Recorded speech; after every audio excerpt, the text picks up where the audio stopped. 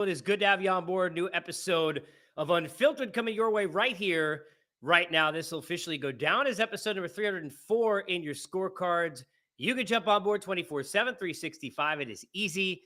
Apple, Spotify, everywhere you get your podcasts. You also can get on Twitter or X, if you will, at Casey Stern. Jump up into the bio. And at the top, after you give a follow, you'll see that you can follow through over to Instagram. You can like, subscribe, and follow over there. And on YouTube, both places at Unfiltered with Casey Stern. It is good to have you wherever you are. A number of things I want to cover on the baseball front today, really threefold. Number one, the Angel Hernandez situation, his retirement, getting into that a little bit more detail and some of my thoughts, even though I gave some yesterday. Number two, Ronald Acuna Jr. and just what sad news that is for him and for the Braves and for folks here in Atlanta where I live and for all Major League Baseball fans, for a guy who was the NL MVP a year ago, and one of the most exciting players, not only now, but that we've seen in really, really a long time, a dynamic talent. And the talents of Craig Counsell. They moved from Milwaukee to Chicago. We went back to Milwaukee, and apparently, scoring love is what it is, and didn't exactly get the greatest of receptions. I want to get into some of my thoughts on that.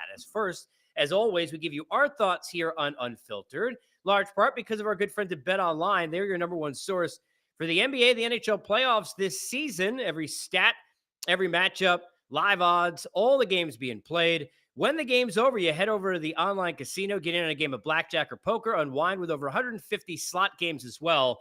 Get to the website today, get in on the action, but don't forget to use the promo code BELIEVE. That's BLEAV. You'll get a 50% welcome bonus on your first deposit. It is Bet Online where the game starts, and I get started here. I said it last night. Goodnight, Angel. People were getting on me. I was very surprised. People were getting on me on Twitter or X and telling me that I was too harsh. I want to read what I wrote, because then maybe you can judge.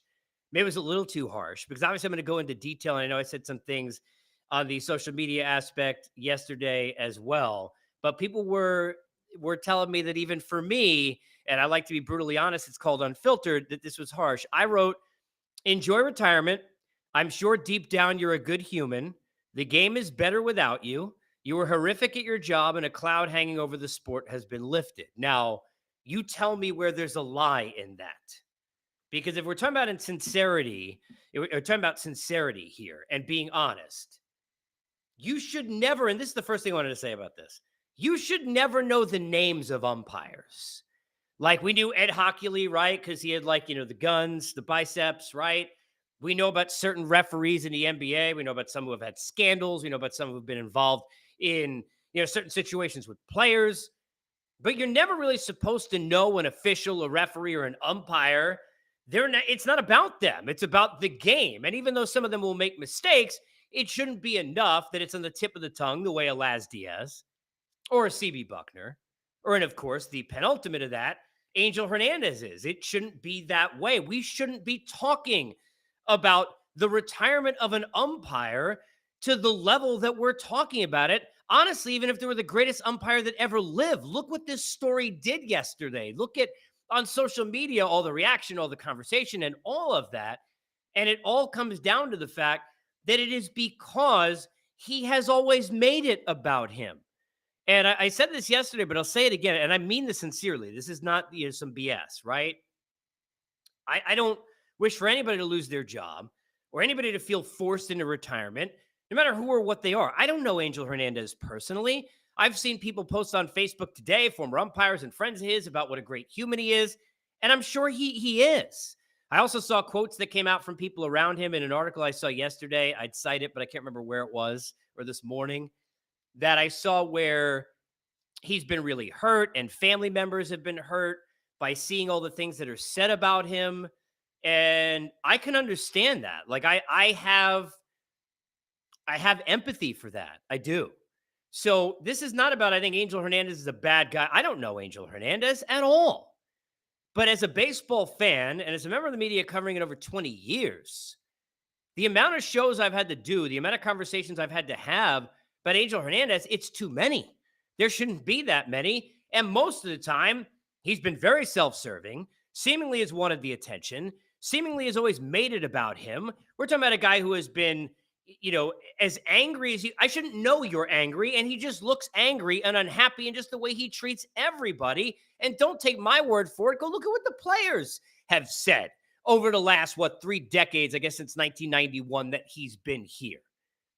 But there's a reason it's as big a story as it is. That's because he's made himself the story. That's what Angel Hernandez, and that's who Angel Hernandez is. So enough. I mean, honestly, the amount of bad calls, the fact that because of the lawsuit, which you assume, I guess, is the reason, we're sitting there watching Angel Hernandez in World Series games, watching Angel Hernandez. It's not like they sat there and they buried him at the bottom of a lineup because, look, no player can play as bad as he umpired and play, but they'd be buried at the bottom of a lineup somewhere. You'd want to hit him 10th when he only got 9. And Major League Baseball got him out in the forefront seemingly forever. It'd been that way. And sorry, he could never get out of his own way. So I don't apologize for just being honest about the fact that Angel Hernandez was a terrible umpire, horrific at his job. And it was a cloud over the sport because none of us understood how this guy has no accountability. I talked about umpire accountability overall, and ironically timing about a week ago on this podcast. And here we are. I mean, look, there's a reason you get forced into retirement. And you're going to tell me it's because people on social media didn't think Angel Hernandez was good? People were being too rude to him? When you're in the fire and you're sitting there and your job is front and center, it's an unfortunate thing, right? That you're in the public eye. That's just the way it is. Like any of us who haven't done anything, but we understand that. Like that's the way it is. And when you're sitting there judge and jury and you're the umpire, and as I joked last week, you're treating it like some of these umps do, and Angel at the forefront, where he teaching your kids in class that Columbus discovered, I don't know what, the Mets in 1864, with the Nina, the Pinta, and the Shea Stadium, and they're giving you like bad advice and bad information. That's okay if you're just me. It's not okay if you're a teacher, not okay if you're a judge. In a courtroom, not okay if you're an umpire and you're Angel Hernandez. So I do wish you the best personally. I mean that sincerely. But at the same time, bye-bye and good night, my angel. Angel Hernandez is gone. Unfortunately, so is Ronald Acuna Jr. for the foreseeable future, rest of the season into next season. What a terrible story. Here's a guy who gets 40 home runs, 70 steals. First time we ever see that. Does it a year ago. Coming off of the rehab from that right ACL injury that he had in July of 2021. Comes all the way back, gets all the way to the top of the hill. Exciting player. Big-time player, dynamic talent, brash, great for the sport, all of that, right? Even if you don't root for the Braves, you don't like him. You don't like him because you wish he was on your team instead, right?